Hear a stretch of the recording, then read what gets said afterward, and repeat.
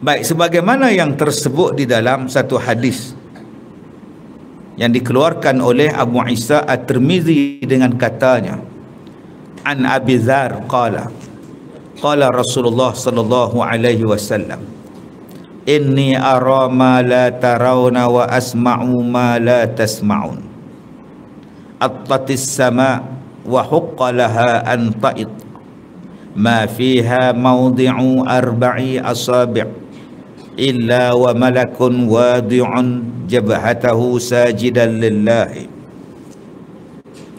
Diriwayatkan daripada seorang sahabat bagi Nabi sallallahu alaihi wasallam, namanya Abi Dzar radhiyallahu anhu, katanya telah bersabda Nabi sallallahu alaihi wasallam bahawasanya, aku melihat sesuatu yang tiada melihat sekalian kamu wahai umatku, dan aku mendengar apa yang tiada sekalian kamu mendengarnya. Adalah yang aku lihat, benda yang tiada kamu lihat, ialah aku melihat sekalian malaikat, pokok kayu, batu, semuanya sujud kepada Allah. Dan adalah aku mendengar benda yang kamu tidak boleh mendengar, iaitu aku mendengar akan malaikat dan kayu dan batu semuanya mengucapkan tasbih kepada Allah Ta'ala. Apakah sekalian kamu tahukan yang demikian? Dengan khabar Nabi, maka betapa besarlah kebesaran Allah atatis sama wa huqqalaha an ta'itta, telah melendut langit, dan sepatutnya pula bahawa langit itu melendut dengan sebab banyaknya isi malaikat di dalamnya sehingga jadi melendut. Tiadalah ada di dalam langit itu tempat selebar 4 jari, melainkan semuanya tempat itu malaikat menghantarkan mukanya buat sujud bagi Allah Subhanahu wa Ta'ala sampai naik melendut langit tu. Okey. Baik, bila sekalian kamu tahu akan yang demikian, tahu tu sebab khabar daripada Nabi sallallahu alaihi wasallam, maka fikirlah olehmu betapa pula besarnya kehebatan Allah, hebatnya Allah Ta'ala, sehingga tiadalah tempat di langit selebar 4 jari, melainkan semua tempat itu malaikat sujud. Dahlah langit tu tinggi, besar, luas, tak bertepi, malaikat pula semua sujud kepada Allah. Rapatnya malaikat sujud tak melebihi daripada lebar 4 anak jari. Dan pula langit itu bukannya alam yang kecil, bahkan suatu alam yang sangat besar, luas, yang tiada mengetahuinya, melainkan hanya Allah sahajalah yang mengetahui betapa besarnya langit itu. Jadi besarnya langit, Tuhan yang menciptakan lagi besar. Yang kita nak sombong pasal apa? Sombong dengan orang, konon-konon kaya. Kaya besar mana kaya kamu? Asal kamu ada kuasa, besar mana kuasa kamu? Tuhan bagi stroke, suap nasi pun tak boleh. Pandai mana kamu ni? Pandai mana? Allah bagi lupa, nyanyuk, habis ilmu, badan tegap, masuk nyamuk seekor dalam telinga dah habis, tak boleh buat apa. Sarah sikit rosak, lembek terus. Jadi janganlah sombong yang tak tentu-tentu hala ni, belagak cakap tak tentu hala. Baik, wallahi la ta'lamu ma a'lamu la dhahiktum qalila wala bakaitum katsira. Demi Allah, sekiranya mengetahui sekalian kamu sebagaimana aku mengetahui daripada kebesaran Tuhan, seperti yang telah aku lihat dan aku dengar, dan yang belum aku lihat dan yang belum aku dengar, kalaulah kamu tahu seperti mana yang aku tahu, Allah akan membalas seksa ke atas orang yang berbuat dosa, yakni dibukakan hijabnya, diberinya kamu mendengar. Kita duk lalu kat kubur tu senyap. Kalaulah kamu boleh dengar rintihan mereka, maknanya tak boleh dengar. Cuma Nabi cakap kalau kamu boleh dengar, makna tak boleh dengar.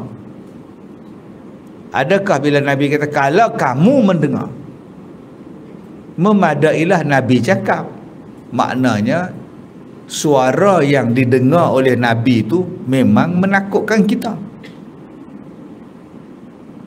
Kita ni bukan kita lah, akak-akak ni lah, nak beranak ni pun satu hospital dengar, satu bilik dengar. Padahal sakitnya mungkin 8 jam, 6 jam paling panjang.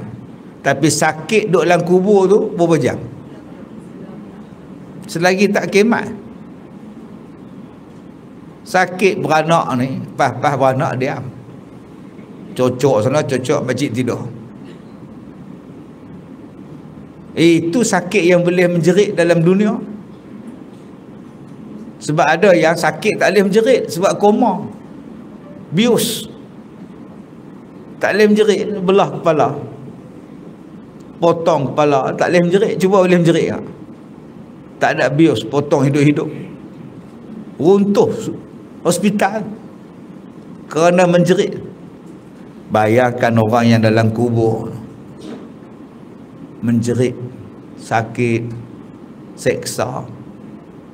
Maka kalau kamu dengar hak mereka menjerit tu, nescaya sedikit tertawa kamu.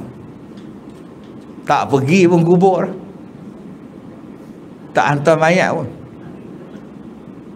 Ini dah hantar mayat duk nyembah atas kubur, bisa okok relax, gelak-gelak lagi. Pasal dia tak dengar apa yang malaikat tanya kepada penghuni kubur, kerana dia tak mendengar jeritan rintihan mereka. Jadi kalau ada orang dia kata ni rakaman mayat dalam kubur, jangan percaya. Ni rakaman suara-suara dalam kubur, jangan percaya. Sebab Nabi kata dah, kamu takkan dengar, kamu takkan dengar. Ya, dengar Nabi je. Maka cukuplah Nabi beritahu keadaan dia. Kalau kamu dengar, kamu akan banyak menangis. Tak tengok dah televisyen, tak makan pun durian, tengok saja. Durian tak makan, open house tak pergi, kenduri kahwin pun tak buat dah. Sebab tak ada siapa nak kahwin. Tu Nabi sebut. Dia kata banyak yang berduka cita habis, tetapi kamu ni banyak tertawa dan banyak suka cita kerana kamu tak nampak.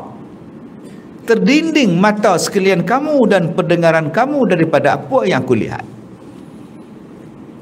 Kalau ada orang dalam ucapan dia kat saya ni ada rakaman yang dibuat oleh pihak NASA Amerika yang merakam jeritan suara yang kuat dalam tanah, mungkin inilah seksa kubur, jangan percaya.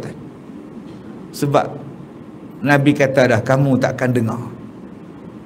Kalaulah manusia dengar benda tu, tak jadi alam ni, tak jadi kehidupan, tak jadi kehidupan. Datang orang nak Minang, kamu tak dengar ke mayat kubur menjerit? Pun kamu kata nak menikah lagi, balik, anak saya tak nak kahwin, diam semua. Yang ada isteri di rumah pun dia, isteri menangis, suami menangis. Suami kata kita tak buat apa-apa ke ni? Abang ni tak dengar ke mayat menjerit? Dia siapa cakap? Tu Nabi cakap, wa ma talazzaztum bin nisa' 'alal furush, dan tiadalah mau bersedak-sedak sekalian kamu dengan isteri kamu di atas tempat-tempat tidur. Kalaulah kita boleh dengar, apa akan jadi pada dunia? Dia tak jadi. Dunia akan stop. Kadar kelahiran manusia stop.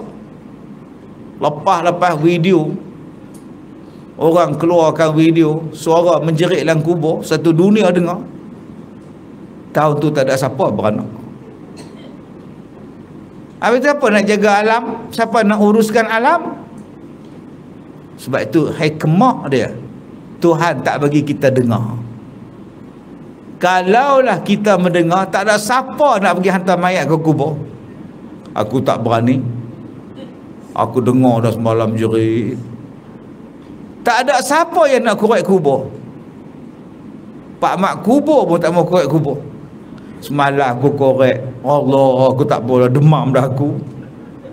Sebab itulah yang mengorek, teruskan mengorek kubur. Yang menghantar, teruskan menghantar mayat. Tapi ambil iktibar, jangan buat jahat. Kalau kamu dengar, kamu pun tak maulah. Dia kata, yakni tiada mau bercumbu, bergurau dengan isteri dan tak mau bersuka jima, memuaskan nafsu syahwat di tempat tidur. Dan pasti pula sekalian kamu keluar ke jalan-jalan raya, berjalan, berlari ke sana, kemari, ke sini, merenguh, menangis kepada Allah. Kiranya dilepaskannya sekalian kamu daripada azab. Maka pada masa itu kamu akan berkata, sesungguhnya sukalah aku akan bahawasanya aku ini hanyalah menjadi sepotong kayu yang akan ditebang. Masa itu barulah kita rasa pokok betuah pada kita. Sekarang kita tengok pokok, kita tengok je, kita tebang dia, kita potong dia, kita tengok. Kesian kamu pokok, kamu tak berasa pergi Sangway Legun. Sial kamu pokok, kamu tak berasa naik kereta kabel. Bila kamu dengar azab balak apa semua, lalah, untung kamu pokok. Kamu tak rasa apa-apa pun. Dibalas oleh Allah pun tidak. Kamu tak ada dosa. Sekarang kita cakap lah macam itu dekat pokok, kita boleh buat macam-macam. Tapi bila fikir-fikir balik, mereka tu lebih untung pula pada kita. Sebab mereka tak buat dosa.